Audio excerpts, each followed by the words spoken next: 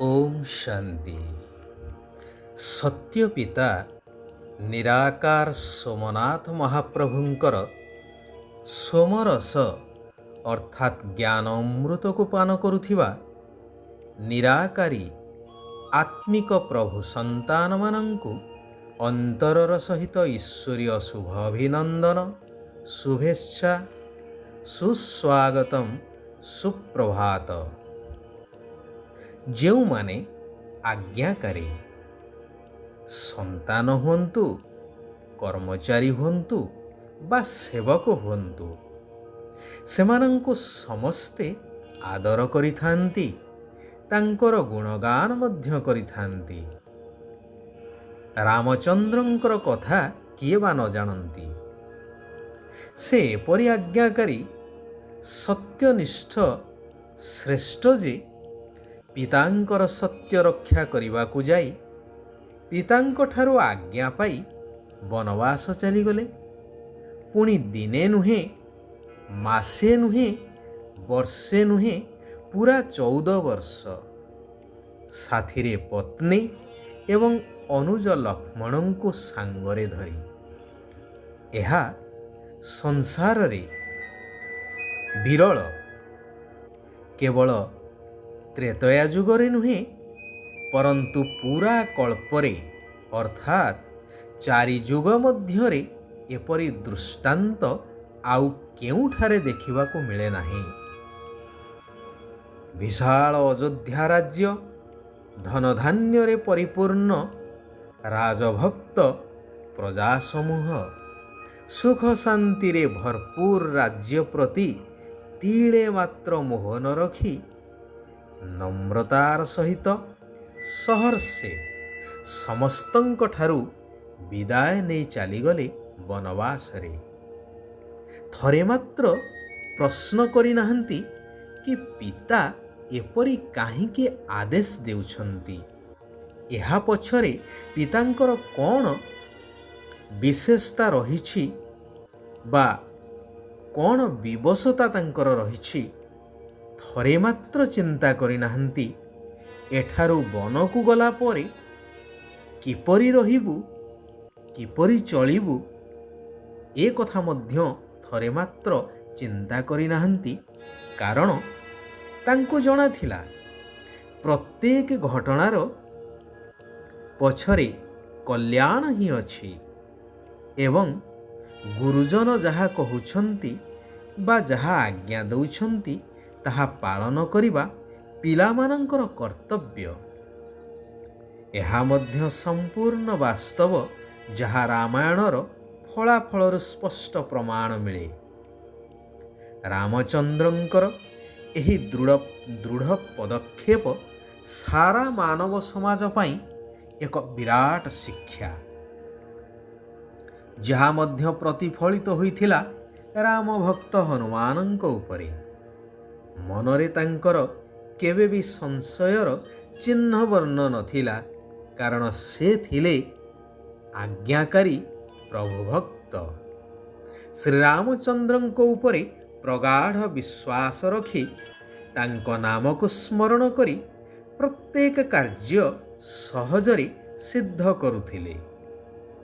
ରାମଚନ୍ଦ୍ରଙ୍କର ଆଜ୍ଞାକୁ ପ୍ରଭୁ ପ୍ରସାଦ ଭାବି କାର୍ଯ୍ୟରେ ପରିଣତ କରୁଥିଲେ ଅଚିରେ। ମୋଟାମୋଟି ଭାବରେ କୁହାଯାଇପାରେ କି ଆଜ୍ଞାକାରୀ ସନ୍ତାନମାନଙ୍କର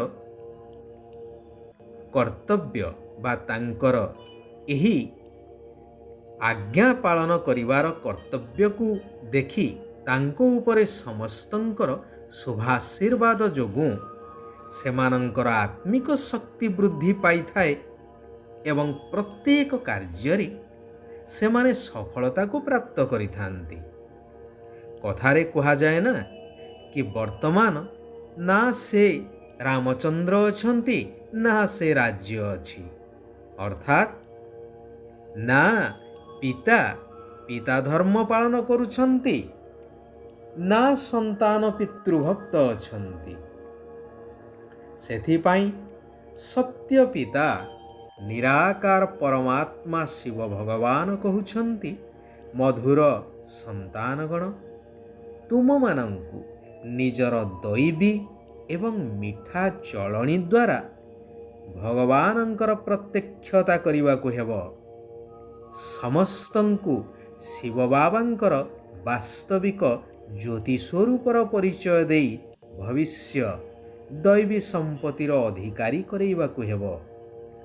ଏହା ହିଁ ସତ୍ୟ ପିତାଙ୍କର ତାଙ୍କର ସତ୍ୟନିଷ୍ଠ ସନ୍ତାନମାନଙ୍କ ପ୍ରତି ଆଜ୍ଞା।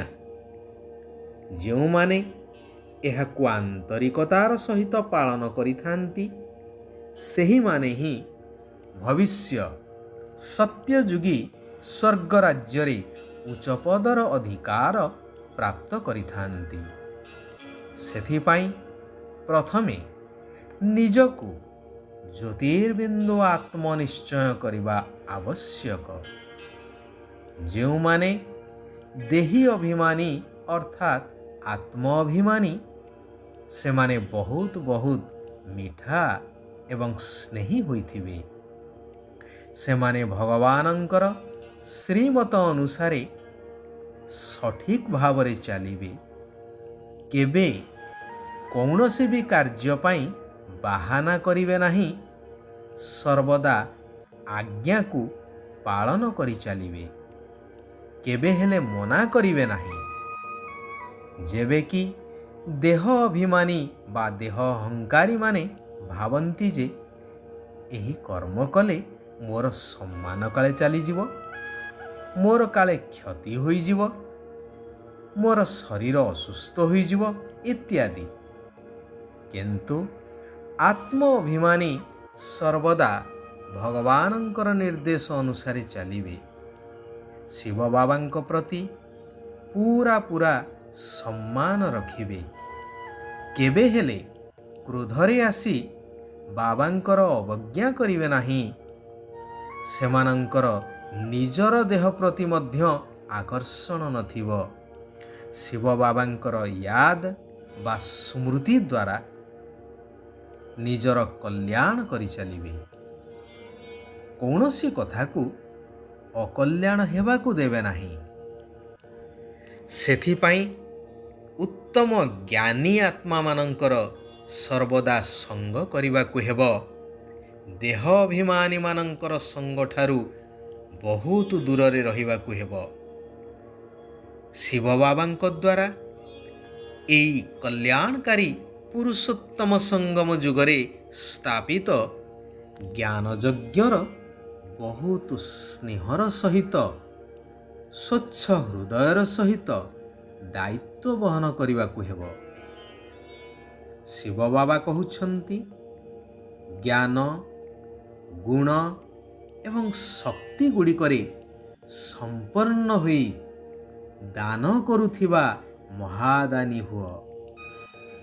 ଯେହେତୁ ତୁମମାନଙ୍କର ପିତା ସ୍ୱୟଂ ଭଗବାନ ଦାତା, ବରଦାତା, ଭାଗ୍ୟ ବିଧାତା, ତେଣୁ ତାଙ୍କର ସନ୍ତାନ ହିସାବରେ ତୁମକୁ ମଧ୍ୟ ସମସ୍ତଙ୍କୁ ମହାଦାନୀ ହୋଇ ଦାନ କରିବାର ଅଛି ଜ୍ଞାନ, ଗୁଣ ଏବଂ ଶକ୍ତି ଗୁଡ଼ିକର। ସାରା ଦିନ ଭିତରେ ଯେଉଁମାନେ ତୁମ ସମ୍ପର୍କରେ ଆସୁଛନ୍ତି ସେମାନଙ୍କୁ ମହାଦାନୀ ହୋଇ କୌଣସି ନା କୌଣସି ଶକ୍ତିର, ଜ୍ଞାନର ଅବା ଗୁଣର ଦାନ ଦେଇ ଚାଲ। ଦାନର ଆଧ୍ୟାତ୍ମିକ ଅର୍ଥ ହେଉଛି ସହଯୋଗ ହେବା, ସହଯୋଗ ଦେବା। ତେଣୁ ତୁମମାନଙ୍କୁ ଏହି ତିନି ସମ୍ପତ୍ତିରେ ସମ୍ପନ୍ନ ହେବାକୁ ପଡ଼ିବ। ଗାଳି ଦେଉଥିବା ଆତ୍ମା ହେଉ, ନିନ୍ଦା କରୁଥିବା ଆତ୍ମା ହେଉ, ଯେପରି ବି ହୋଇଥାଉ ତାକୁ ମଧ୍ୟ ନିଜର କଲ୍ୟାଣକାରୀ ମନୋବୃତ୍ତି ଦ୍ୱାରା ବା ଶ୍ରେଷ୍ଠ ସ୍ଥିତି ଦ୍ୱାରା ଗୁଣଦାନ କର। ଯେଉଁମାନେ ଏକମାତ୍ର ଶିବ ବାବାଙ୍କ ଉପରେ ପ୍ରଭାବିତ ହୋଇଛନ୍ତି ସେମାନଙ୍କ ଉପରେ କୌଣସି ବି ଆତ୍ମାର ପ୍ରଭାବ ପଡ଼ିପାରିବ ନାହିଁ। ଆଚ୍ଛା, ସାରା ବିଶ୍ୱର ଆତ୍ମାମାନଙ୍କର କଲ୍ୟାଣ ହେଉ ସମସ୍ତେ ସୁଖ ଆଉ ଶାନ୍ତିର ଅନୁଭବ କରନ୍ତୁ। ଓମ୍ ଶାନ୍ତି। ଓମ୍ ଶାନ୍ତି। ଓମ୍ ଶାନ୍ତି।